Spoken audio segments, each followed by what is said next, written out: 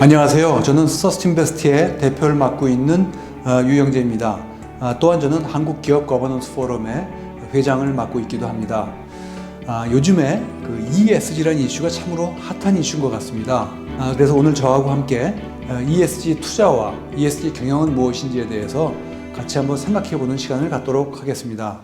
먼저 ESG 경영의 진화와 주요 이슈는 어떤 것이 있는지 저하고 같이 한번 생각해 보도록 하시죠.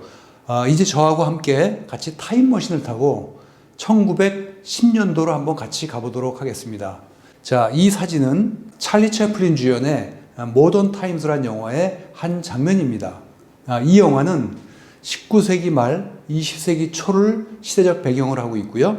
당시 서구 사회가 산업혁명에 성공하면서 급속한 물질적 풍요를 가져오게 되었습니다. 그렇지만 그 부작용으로 인해서 빈부의 격차가 심화되었고 근로자들이 공장 기계에 나사로 전락하게 된 근로자들의 어떤 그 작업장에서의 공장에서의 소외 문제 이런 것들이 심각하게 벌어졌던 것이죠. 그래서 이 영화는 그 당시의 시대적인 상황을 풍자적으로 그리고 있는 그러한 영화이기도 합니다. 이 당시로 저희가 타임머신을 타고 가보게 되면 이때는 생산관리의 시대라고 해서 이 당시에 있어서 기업이 부가가치 창출을 하기 위해서는 자금을 잘 조달해서 그것을 가지고 공장과 기계 부품을 잘 셋업하면 거기서 부가가치 창출이 이루어졌던 그러한 시대라고 할 수 있겠습니다. 그래서 다시 말씀드리자면 1910년도로 가보게 되면 기업 경영이라고 하는 것은 여하이 공장과 기계 부품을 잘 관리하느냐에 달려 있었다 이렇게 볼 수 있겠습니다. 자, 이것은 1924년도부터 1932년도까지 약 8년 동안에 걸쳐서 행해졌던 실험의 한 장면입니다. 이 실험의 이름을 일컬어서 호선 스터디라고 말을 합니다. 호선 스터디는 시카고 인근에 있는 웨스턴 일렉트릭사의 호선 공장에서 이루어졌던 실험입니다. 이때 10여 명의 여자 직공들을 대상으로 해서 처음에 실험이 시작이 되게 된 것은 작업장의 그 조명의 밝기에 따라서 어떻게 생산성이 변화하는가를 갖다가 발견하기 위해서 어떤 상관관계가 있는가를 갖다가 알기 위해서 이 실험이 행해졌습니다. 그렇지만 이 실험을 하다 보니 조명의 밝기와 생산성과의 상관관계가 없는 것으로 밝혀졌고요. 대신 이 실험을 통해서 새로운 사실을 알게 되었는데 작업장에서의 생산성은 종업원과 종업원 간의 관계, 또 작업반장과 작업반원 간의 관계, 또 보스와 작업반원 간의 관계에 의해서 생산성이 더 높아졌다 낮아졌다 하는 그런 상관관계를 발견하게 된 것입니다. 즉 생산성이라는 것은 좋은 인간관계를 맺고 또 좋은 작업 조건 속에서 있을 때 더 높은 생산성이 일어날 수 있다는 그런 결론을 얻게 된 것이죠. 그래서 이 실험 이후에 비로소 인사관리라는 것이 경영에 굉장히 중요한 한 부분으로 들어오게 된 것입니다. 인사관리라는 것은 잘 아시다시피 어떻게 종업원들에게 동기부여할 것인가, 또 어떻게 그들을 갖다가 잘 교육 훈련시키고 그들의 역량을 개발할 것인가, 노무관리는 어떻게 할 것인가, 이런 것들, 또 급여라든가 보상 시스템은 어떻게 할 것인가, 이런 것들을 갖다가 주로 다루는 것이 인사관리인 것이죠. 그래서 저희가 타임머신을 타고 1930년도로 가보게 되면 기업 경영이라고 하는 것은 공장과 기계 부품을 잘 셋업한 것과 더해서 어떻게 종업원들을 잘 모티베이션하고 관리할 것인가까지로 경영의 범위가 더 커지게 된 것이죠. 자, 이 사진은 1950년대에 2차 세계대전이 거치면서 미국은 전 세계 연합군의 군수공장의 역할을 하게 됩니다. 이런 군수공장의 역할을 하는 과정에서 미국의 매니팩처링 시스템이 더욱더 고도화되었다고 합니다. 그런데 이 고도화된 매니팩처링 시스템을 갖고 이제 전쟁이 끝나자 이것이 이제 상용화되게 된 것이죠.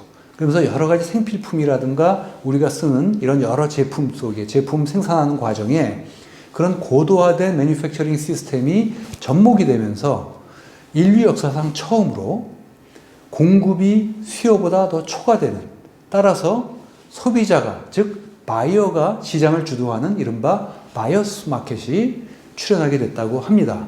따라서 그 이전까지는 단순히 판매 영업만 하던 것에서 이제는 기업 경영이라고 함은 잠재적인 소비자들의 구매 심리를 잘 파악하고 읽어서 그것을 실제적인 소비로 연결시킬 것인가를 연구하는 것이 굉장히 중요해졌습니다. 따라서 1950년대 이후부터 이 마케팅과 관련된 그런 여러 연구 논문들이 쏟아져 나오게 되었다고 합니다.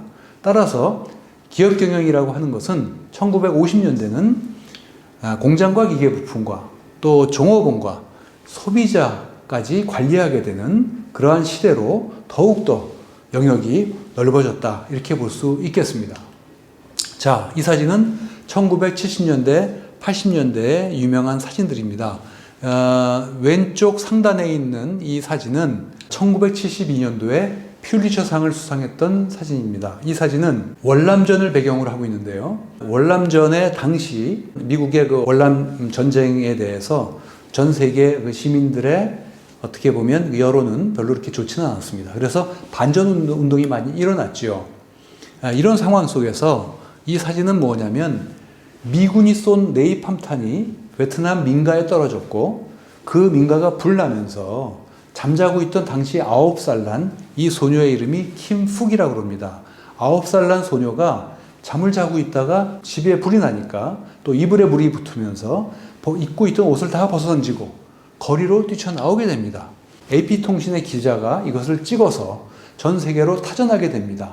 전 세계 시민들이 이 사진을 보고 전 세계 시민들의 공분을 불러일으키게 되는 것이죠. 그러면서 저런 반인륜적인 무기를 생산하는 그런 기업이 어떤 기업이냐라고 이제 소비자들이 조사를 하다 보니까 당시 다우 케미칼이라는 회사가 지목되게 됩니다. 당시 다우 케미칼은 네이팜탄이라든가 또 에이전 오렌지, 생화학 무기 이런 것들을 갖다 만들어서 세계 시민들로부터 지탄을 받게 되는 것이죠. 그래서 이와 같은 다우 케미칼의 로고에다가 해골바가지를 그려서 다우 케미칼의 제품을 불매하는 그런 일들이 벌어지게 되는 것입니다. 그 다음에 왼쪽 아래 사진은 뭐냐면 남아프리카 공화국에서 일어났었던 아파르테이트, 흑인과 백인 간의 분리 정책에 대한 아파르테이트를 갖다가 상징하는 이런 사진이라고 볼 수 있겠습니다. 남아프리카 정부는 아마 40년대 말로 기억이 됩니다만 흑인과 백인을 차별하는 그런 법안을 만들어서 전 세계 또 시민들의 공분을 불러일으키게 되는 것이죠. 그래서 남아프리카 공화국에 대한 이 아파르테이트에 대해서 국제기구들의 어떤 제재가 들어갔고요. 또 소비자들, 특히 FRI 투자자들, 이런 그 처치 인베스터들 중심으로 해서 남아프리카 공화국과 비즈니스를 해서 돈을 버는 그런 기업들을 찾게 되어 있고 리스트업을 하게 됐고 그 기업들의 제품에 대해서 불매하는 그런 일들이 또 벌어지게 되었습니다. 그 과정에서 남아프리카 공화국에서 가장 고용을 많이 일으키고 있는 기업을 찾다 보니 GM이라는 회사가 지목되게 된 것입니다. 그래서 투자자들은, 특히 SRI 투자자들은, 사회책임 투자자들은 GM의 주식을 사서 레온 설리번이라는 사람을 GM의 보드 멤버로 앉히게 됩니다. 그리고 이 레온 설리번이라는 사람은 GM 내에 들어가서 설리번 프린시플이라는 걸 제정을 해서 남아프리카 공화국에서 유색인종들을 차별하지 않는다라는 그런 내용들을 제정해서 GM으로 하여금 이것을 도입하도록 압박하게 되는 겁니다. 그렇지만 정작 GM은 끝끝내 이것을 도입하지는 않았지만 이 설리번 프린시플은 14개 기업 정도한테 이게 확산되는, 그래서 기업에서 또 작업장에서의 어떤 그런 그 인권 경영이라든가 형평성이라든가 다양성을 존중하는 이런 어떤 그런 일들을 일으키는 데 있어서 이것이 어떤 하나의 효시 역할을 했다, 이렇게 볼 수가 있겠습니다. 자, 그래서 1970년도로 가게 되면 기업 경영이라고 하는 것의 스코프가 더 넓어져서 기업 경영이라고 하는 것은 공장과 기계 부품과 종업원과 소비자와 그 다음에 사회적 이슈로 인한 어떤 레퓨테이션, 명성 위험까지도 해야 되는 그러한 시대로 접어드는 것입니다. 자, 이 사진은 제 기억엔 1996년도에 매거진 라이프의 표지 기사입니다. 매거진 라이프의 기자가 나이키의 제품을 생산하고 있는 파키스탄의 한 공장, 거의 간의 수공업 정도의 그 규모이지요. 에 가서 이 사진을 찍은 것입니다. 잘 아시다시피 나이키는 기획과 자금 조달과 디자인은 본사에서 하지만 생산은 인건비가 싼 저개발 국가에서 그 제품을 생산해서 가격 경쟁력을 확보하는 그러한 비즈니스 모델로 유명합니다. 그렇지만 이 사진이 라이프지를 통해서 여러 나라에 퍼져나가면서 나이키의 소비자들이 우리가 사용하고 있는 나이키 제품이 저개발 국가에서 아이들의 노동을 통해서 만들어진 제품이냐라는 것을 알게 함으로써 또다시 한번 나이키 제품에 대한 불매운동이 벌어졌고 이로 인해서 실제로 나이키의 매출액이 줄어들게 되는 그러한 일도 벌어지게 된 것입니다. 따라서 이러한 로고, 나이키 제품을 불매한다는 로고도 만들어지게 되었습니다. 그래서 이 사건 이후로 1990년대부터 2000년대까지 이제 다국적 기업들이 저개발 국가에서 단순히 비용만 낮추기 위해서 아동노동을 하거나 과잉노동을 하거나 강제노동을 하거나 또 작업장의 안전 문제 같은 걸 갖다가 무시하거나 이렇게 해서 생산하는 것들에 대해서는 관리해야 되지 않느냐. 그런 것들이 이제 SRI 투자자들 중심으로 해서 그런 운동이 일어나게 된 것입니다. 그렇지만 나이키는 이 사건을 통해서 굉장히 많은 레슨을 얻어서 이제 서플라이 체인 매니지먼트에 있어서의 하도급 업체의 작업장 안전 문제라든가 또 근로 조건 같은 거라든가 또 강제노동, 아동노동 같은 것이 있는지 없는지에 대해서 철저히 관리하게 되는 그래서 이 분야의 베스트 프랙티스 기업이 되었습니다. 그렇지만 이런 일들이 지금 현재도 사실 일어나고 있는 것도 사실입니다. 가장 최근에 2014년도에 4월 달에 우리나라에선 세월호 참사라는 참으로 가슴 아픈 일이 일어났지만 그보다 1년 전인 2013년 4월 달에는 방글라데시에서 라나 플라자 대참사가 일어납니다. 라나 플라자라는 것은 10여 층짜리 건물인데 거기는 이제 서구의 갭이라든가 아니면은 H&M이라든가 망고라든가 이런 기업들이 의류 회사들이 그 방글라데시에서 소싱을 하게 되는데 그 라나 플라자 그 빌딩에 천여 명의 여직공들이 진짜 콩나물시루와 같은 그런 작업 공간 속에서 작업을 하면서 하던 중에 그 하중을 못 견뎌서 라나 플라자 빌딩이 붕괴됩니다. 그러면서 약 1100명의 여직공들이 압사되는 그런 대참사가 벌어지게 되는 것입니다. 이런 걸 통해서 또한 유럽에 있는 SRI 투자자, ESG 투자자들 중심으로 해서는 이제 패션 기업들에게 대해서 저개발 국가에 소싱을 할 때 작업 조건이 어떠한지, 작업 공간이 어떻게 되어 있는지를 갖다가 이제 파악하고 조사하는 그런 것들을 갖다 인스펙션하는 이런 일들도 일어나게 된 것입니다.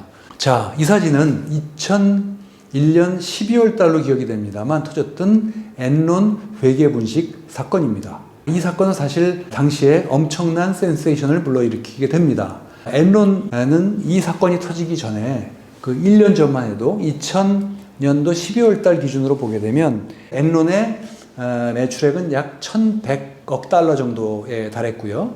또 엔론은 포춘지에 의해서 6년 연속 미국에서 가장 혁신적인 기업으로 선정되고 또 전기와 에너지와 제지와 이런 여러 가지 사업들로 사업을 확장해 나가고 있었던 중이었었죠. 그런데 엔론의 그 좋은 성과들이 결국은 회계 분식을 통해서 과대 포장된 것이라는 것이 알려지게 되면서 엔론의 외부 회계 감사를 맡았던 아더 앤더슨은 공중분해되게 되었고 엔론 역시도 공중분해되게 되었으며 엔론의 회장을 맡았던 케네스 레이 회장은 24년 4개월 제프리 스킬링이라는 CEO는 24년형을 선고받게 됩니다. 재판을 통해서.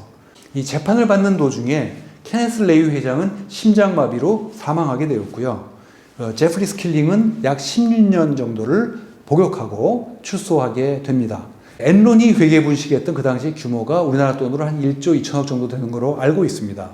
그런데 그런 거에 비해서 사실 우리나라도 2003년도에 SK의 글로벌에 이건 신문에다 난 사건이니까 SK글로벌의 회계분식 사건이 있었는데 그것도 1조 원이 넘는 그런 규모죠.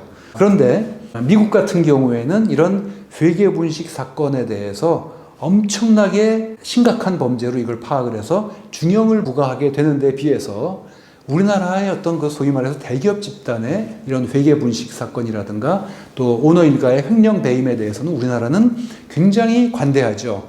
그래서 파이낸셜 타임스를 보니까, 파이낸셜 타임스의 어떤 기사를 보니까 한국의 재벌 회장님들은 회계 분식을 하고 배임 횡령을 해도 휠체어만 타면 그냥 병보석으로 나온다 라는 어떤 그런 비꼬는 듯한 그런 언론 보도를 제가 본 기억이 납니다.